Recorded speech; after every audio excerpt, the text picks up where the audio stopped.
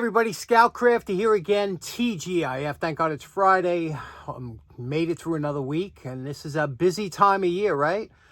With all the shopping going on for the next month that we're going to get going, and the holidays, and there's always people that pass away during this time. You know, I had my aunt pass away last week, and so it's always something, you know, there's always something going on at this time. But today we're down the shop. We got a few things to do. Going to make it a short one today, but the first thing I like to start off with on Friday is the poor man's flea market. Now, I always told you that when it starts getting colder, it slows down a little bit, but around Christmas time or right after Christmas time is really good because people get things and they throw out the things that, you know, or the older things that still work, but they got a new one, they don't have room.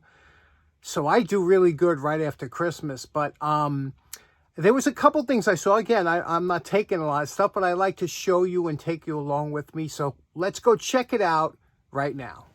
Now, it was a cold, quiet evening, but I noticed here, remember what I told you, when people don't throw things in the garbage and put it next to the garbage, usually they work. And look at this nice Juki, and this is a serger machine, a sewing machine, special type, pretty cool. Later on, I saw this thing. I don't know what this is. I thought it was like either a portable monitor or TV stand. I don't know, but it has so many uses. It was heavy duty and it rolled real easy. So I said that would be something somebody could use. And oh yeah, look at this. Nice wheelchair. You don't see too many wheelchairs thrown out. A nice wheelchair. I find a lot of luggage. A lot of good luggage thrown out. I don't know why. People use it once, they toss it. This here was this huge mural picture or whatever. It was like 3 foot by 10 foot. It was huge and heavy.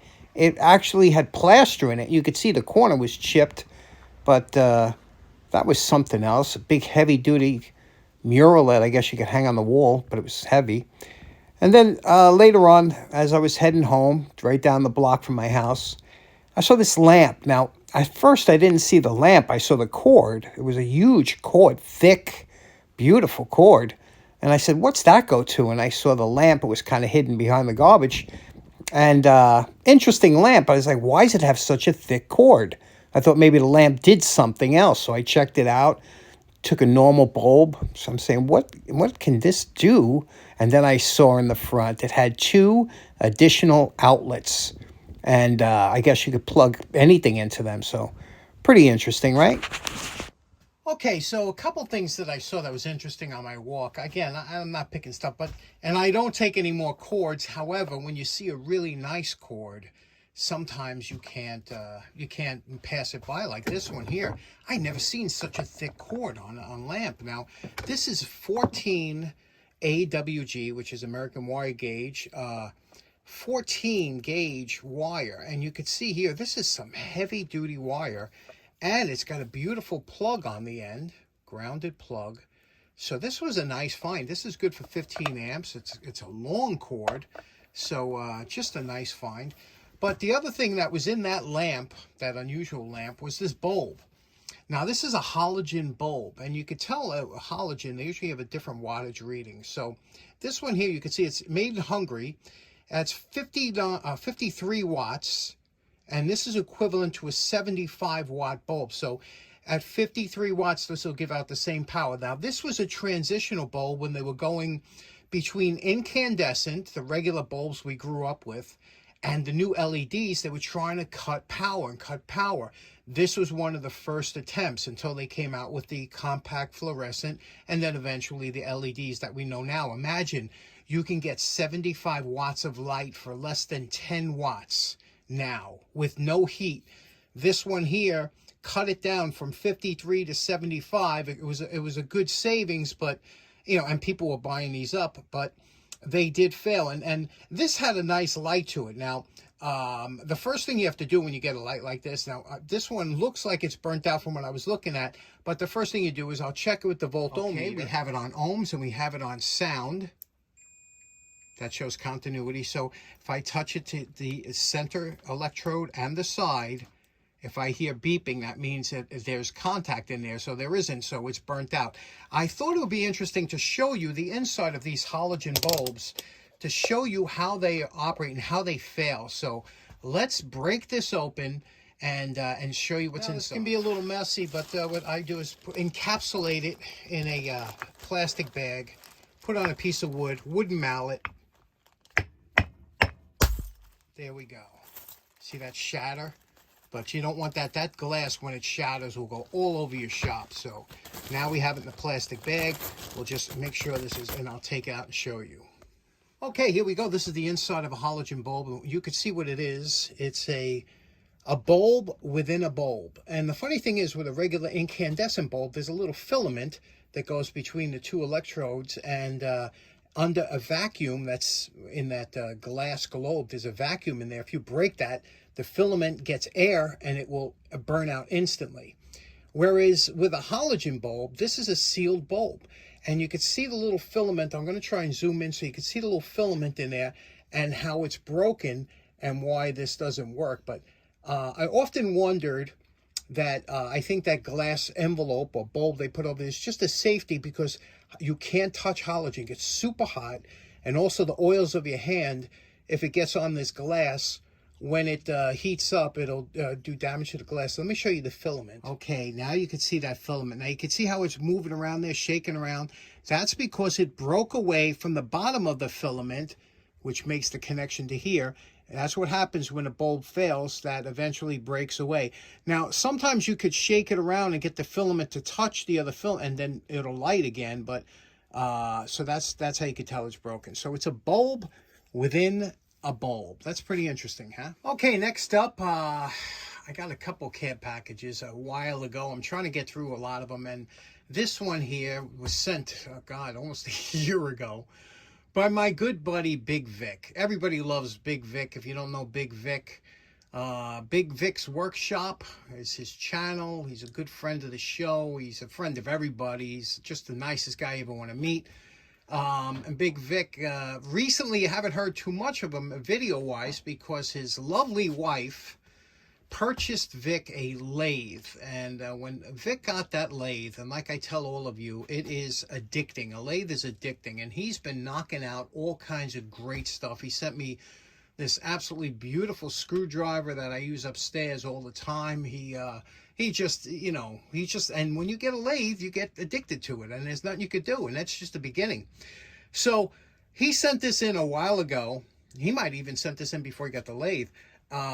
This is a bunch of tools that he happened to pick up. He thought we'd find interesting. We're going to go through it. A couple show and tells I want to show you. Check this out. You know, he knew my father drove an oil truck, so he sent this. How cool is that, huh? Vintage oil truck. But this here, look at this mascot. You see what this is? How cool is he? That's Sam.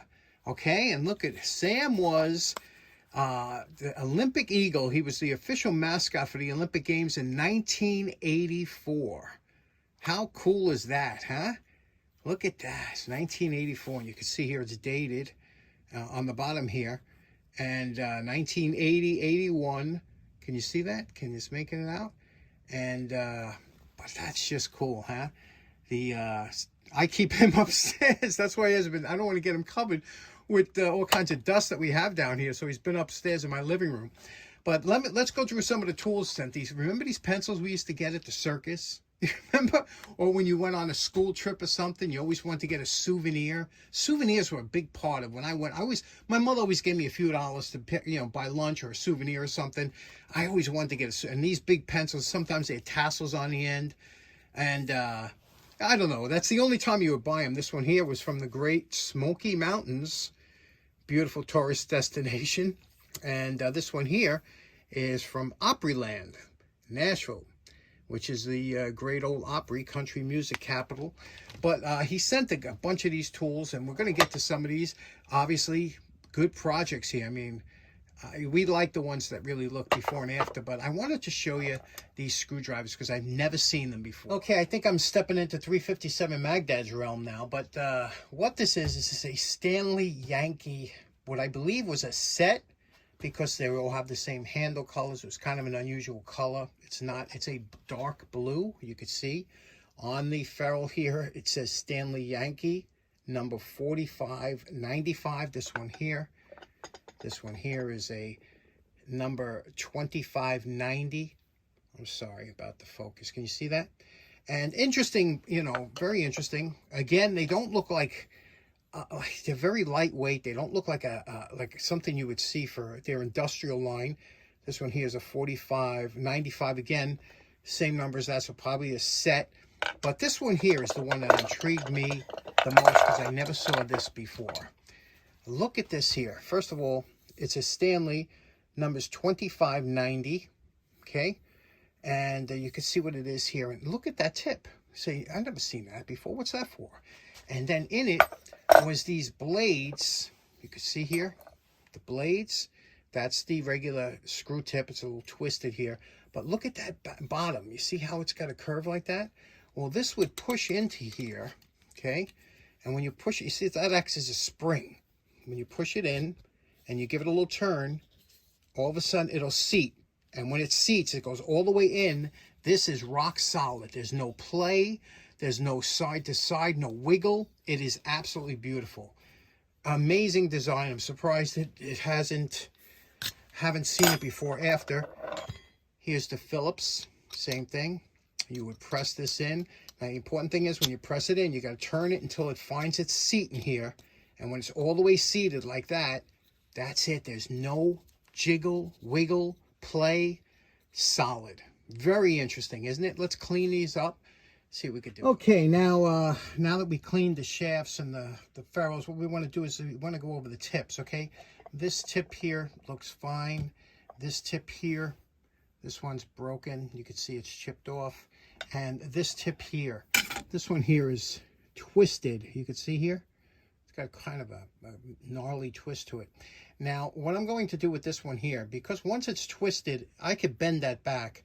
But because the metal has been fatigued from being twisted like that, what happens is it's going to twist easier next time. So what we're going to do is we're going to cut off that about 1/8 of an inch from the top, because it is a very long screwdriver. And we'll reprofile that.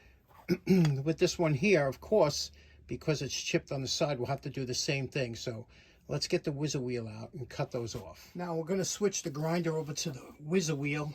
But before I do, I noticed that this was a little dirty from the last job I did. So again, I always tell you, get one of these erasers, these sanding belt erasers. You can use it here. I'll show you how. We're going to take it here and we're just going to touch the edge.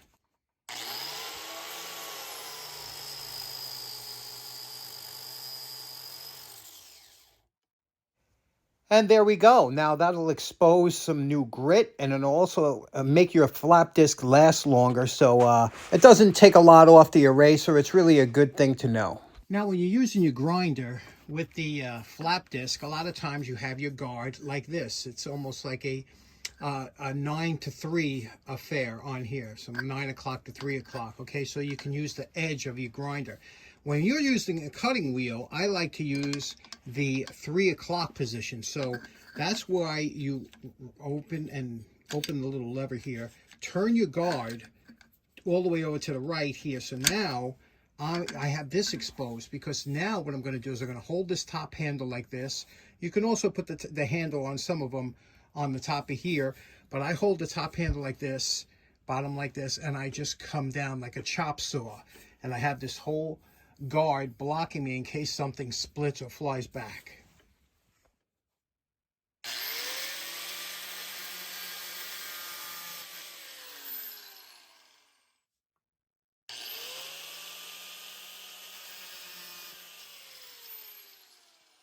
Now you can see how much we took off, and what we have to do now is just straighten that out and get the tip right. Okay, the easiest way, now you can see this is way too thick, you know, for normal screws. So the easiest way to do this is always on this part of the belt, on your belt sander, this ball here, and just take this like this and bring it down like this. Just follow the grind. Just lay it flat and pull it down.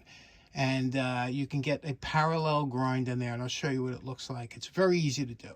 Now, one thing to note, you're only touching it for a second at a time, and you're also checking your progress each time you touch it, and the main thing is it stays cool to the touch. Okay, you can see it leaves a little scratch. You have a coarse belt on that belt sander, but now we're going to take it over to the 1 inch 1x36. We took it down to about the right width, and now we're just going to hit it a little bit.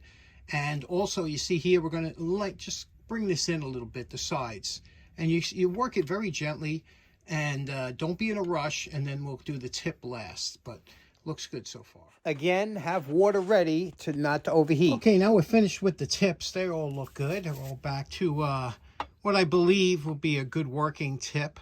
Now what we're going to do is we're going to address the handles. Now the handles, I like these handles. I mean, some of them are a little bit more worn than others, but what I'm going to try and do is bring back the paint on these handles. You see here, they look a little dull and whatever. I'm going to try and bring that paint back with some good old-fashioned polishing compound.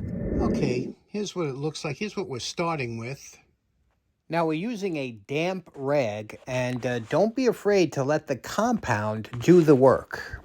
Now we're just applied the compound. We wiped it down. We're buffing it out. Now when you buff it out, you're going to see some blue paint coming off. That's the paint that's getting under the dirt and the paint and whatever. Now we just keep buffing it until you get that shine up. And when you get that shine, you see that shine coming up? Then what you're going to do is you're going to coat it with wax, and that'll be your finished product without repainting or respraying. Pretty good, right? And we're calling this project done. You can see it was just basically a cleanup, but we got the ferrules all nice and clean, got rid of all the rust, the tarnish. This is what it looks like after compound and wax. I think this is an acceptable handle. It's got the original Stanley paint on here, Stanley-Yankee. And I'm just intrigued at how good this works. You know, you put this in here like this, you spin it around until it seats, and that is super, super solid. Because I can't stand, the one thing I hate about screwdrivers with replaceable tips is when you have that inherent wobble or shake or even back and forth. This has absolutely none of it. So, wonderful design. I'm surprised that they did away with that design, that you never see it, and I've never seen it before. So, what do you think of that, huh? Isn't that a pretty screwdriver? And it does work well. So, Vic, absolutely fantastic. Beautiful set here. Okay, so in closing, kind of a short one today, but a special thanks out to Big Vic for sending that over. I'm sorry it took so long to get to. He got another package he sent that we got to get to again of some scouting stuff he sent over. But again, thanks so much. I hope you enjoyed it. Hope you have a great weekend. See you again on Monday. Take care now. Bye-bye.